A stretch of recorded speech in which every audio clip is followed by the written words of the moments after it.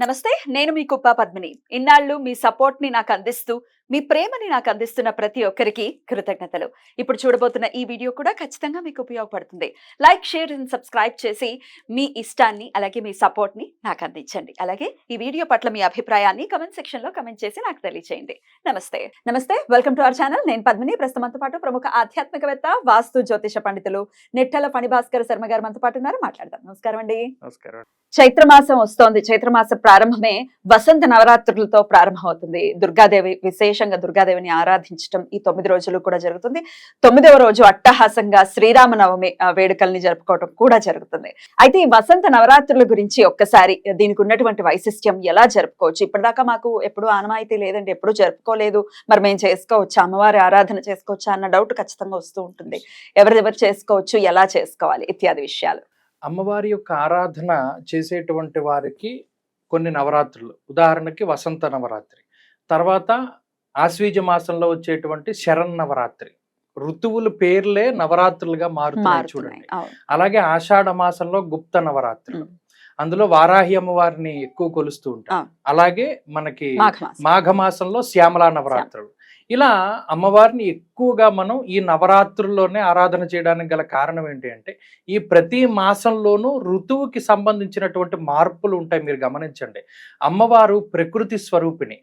ఆ ప్రకృతి, మన పూర్వపు ఋషులు ఎంత గొప్ప విజ్ఞానము అంటే, ప్రకృతితోటి మనం ఎలా మమేకం అవ్వాలి అనేటువంటి దాన్నే ఈ వ్రతాలు, పూజలు, హోమాలుగా చేర్చి మన జీవితంలో భాగస్వామ్యం చేశారు. వాటిని ఈ వసంత ఋతువు అనేటువంటిది చైత్ర వైశాఖ మాసాలు ఉంటాయి. అందులో ఇవి రెండు కూడా ప్రకృతి అప్పుడు ఏమవుతుంది, కొత్తగా ఆకులు చిగురుస్తూ ఉండడము, అలాగే ఎక్కువగా పుష్పాలతోటి వాటితోటి శోభిల్లుతూ ఉండడం. ఇలా అయితే ఈ 9 రోజుల్లోనూ ఈ మార్పు ప్రకృతిలో ఎక్కువ గమనిస్తూ ఉంటాం. అలాగే శరత్కాలంలో వచ్చేటువంటి నవరాత్రుల్లో మరలా ప్రకృతిలో మార్పులు, మాఘమాసంలో చివర్లో శశర ఋతువు కాబట్టి అక్కడ ఆకులు రాలడం, అంటే ప్రకృతి పరిణామ క్రమాన్ని అంతటినీ కూడా అమ్మవారి యొక్క నవరాత్రుల రూపేణ వీళ్ళు గుప్తం చేసి ఉంచారు. ఇక్కడ మొట్టమొదటి మాసంలో, చైత్ర మాసంలో చెట్లు చిగురిస్తాయి. అలాగే శరత్కాలంలో అదే శరన్నవరాత్రులు కాబట్టి ఆ వృక్షాల తాలూకు మార్పులు అందులో కనబడుతూ ఉంటాయి. ఆషాఢ మాసం విపరీతమైనటువంటి ఎండలతోటి ఆకులు రాలు కాలము లేదా మాడిపోతూ ఉంటాయి. అలాగే చివరిదైనటువంటి మాఘమాసం శిశిర ఋతువులు ఆకులు రాలిపోతుంటాయి. అంటే చూడండి, 4 రకాలైనటువంటి పరిణామ క్రమాలని నవరాత్రుల్లో పెట్టి ప్రకృతి స్వరూపిణియే అమ్మవారు అనేటువంటి దాన్ని మన పూర్వపురుషులు చెప్తారు. అందుకనే మనం చాలా మంది ఏమనుకుంటాం, అమ్మవారిని మనం 9 రోజులు నవరాత్రులు చేయాలంటే ఫస్ట్ మన దృష్టి అంతా కూడా 9 రోజులు ఎలా చేయాలి, కలశం పెట్టాలా, ప్రసాదాలు చేయాలా, ఏ రోజున ఏ రూపంలో ఆరాధించాలి, ఇటు వెళ్ళిపోతాం. కానీ అంతర్లీనంగా ఉండేటువంటి విషయాలను మనం దృష్టిలో పెట్టుకోము.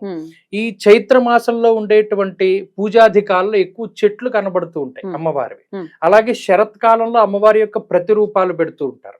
అలాగే గుప్త నవరాత్రుల్లో ఒక రకమైనటువంటి ఆరాధన, అలాగే శ్యామలా నవరాత్రులు ఒక రకమైనటువంటి ఆరాధన. అందులోనూ చైత్రము, వసంతము అనేటువంటి మాటలోనే చాలా శోభ కనబడుతూ ఉన్నది. ఈ మాసంలోనే మహానుభావుడైనటువంటి రాముని యొక్క జననం కూడా జరిగింది. రామ నవమి కూడా ఉంటుంది. అలాగే ఈ వసంత పంచమి అమ్మవారి యొక్క పుట్టినరోజు, సరస్వతీదేవి యొక్క పుట్టినరోజుగా కూడా చెప్తూ ఉంటారు. కాబట్టి వసంత నవరాత్రులు ఏం చేయాలండి అంటే, ఒకటి, ఈ వసంతంలో ఎక్కువగా వేప వృక్షాలకి పూజలు చేస్తూ ఉంటారు. అలాగే వేప వృక్షమే కొన్ని గ్రామాలకి గ్రామ దేవతగా కూడా ఉంటూ ఉంటారు. ఎవరైతే ఈ వసంత పంచమి చేయదలుచుకున్న వారు ఉన్నారో వారు చక్కగా అమ్మవారి యొక్క దేవాలయానికి వెళ్ళి, మరి ముఖ్యంగా గ్రామ దేవత యొక్క ఆలయానికి వెళ్ళి, చాలా మంది దేవతలు పాల్గొన మాసంలో పుట్టింటికి వస్తారు, వాళ్ళు తీసుకొస్తారు. అలాగే మరలా జనవరి నెలలో తీసుకొస్తారు. ఇలా తర్వాత చైత్రంలో ఉగాది తర్వాత ఉగాదికి తీసుకొస్తారు. ఇలాగా ఆయా దేవతల్ని అప్పుడు తీసుకొచ్చినప్పుడు ఒక శాస్త్రం ఏం చెప్పింది అంటే, మనకి అమ్మవారి ఊర్లో ఉన్న రోజుల్లో ఊరు పొలిమేర దాటకూడదు అంటారు.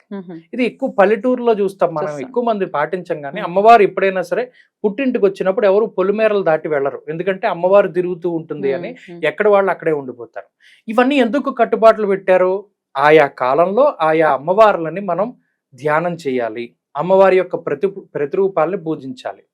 అందుకనే చక్కగా ఈ 9 రోజుల్లో కూడా ఇన్ని నైవేద్యాలు ఇవన్నీ సరే అవన్నీ మనం ఎలాగో చేస్తాం, అలా కాదు కానీ ప్రకృతి రూపంలో ఉండేటువంటి నూతన ఉత్సాహంతో వచ్చేటువంటి ఈ వసంత ఋతువులో ఉన్నటువంటి అమ్మవారు ప్రకృతి స్వరూపిణిగా మనం పూజ చేసుకోవాలి.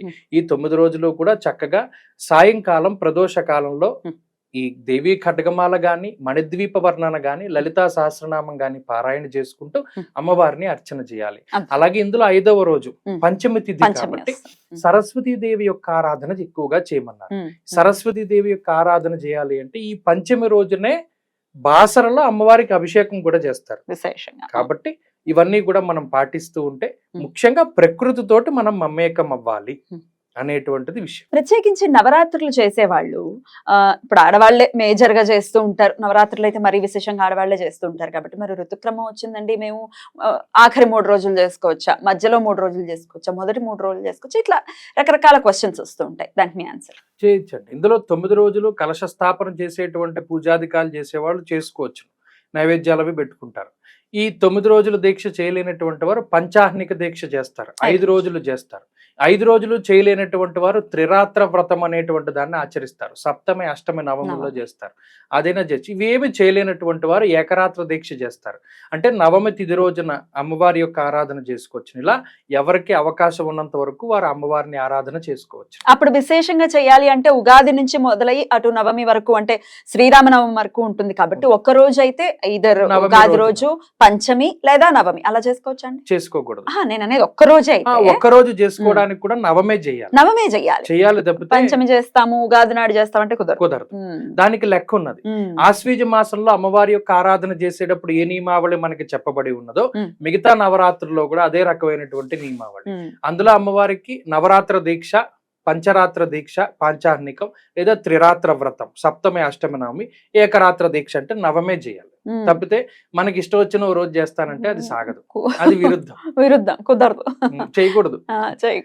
రైట్. అంటే మరి కుదరని పక్షంలో ఎలాగండి? ఒక రోజు నవమి రోజున లాస్ట్ రోజున చేసుకోవాలి, అకార్డింగ్లీ ప్లాన్ చేసుకోవాలి. రైట్, అద్భుతం. అయితే ఇది సాయంత్రం మాటలు చేసుకునేటటువంటి పూజ, అంటే ప్రదోషంలో చేసేటటువంటి పూజలు మాత్రమే.